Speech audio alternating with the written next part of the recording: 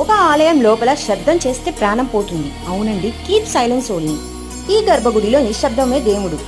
ఇక్కడ ఒక్క మాట మాట్లాడినా ప్రాణం పోతుందంట. ఒక్కసారి ఎవరో జపం చేశారంట, అక్కడే ఊపిరి ఆగిపోయిందంట.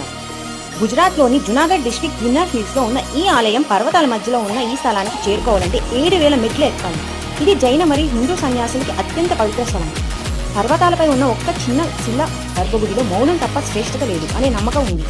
ఒక్క చప్పుడు లేదు, ఏ మాత్రం శబ్దం చేస్తే శక్తి విపరీతంగా తిరిగి దాడి చేస్తుంట. అక్కడ అలౌకిక శక్తి తరంగాలు మానవ శరీరాన్ని ప్రభావితం చేస్తాయని నమ్మకం. ఇది న్యాచురల్ నో ఎకో ఛాంబర్ లాగా పనిచేస్తుంది.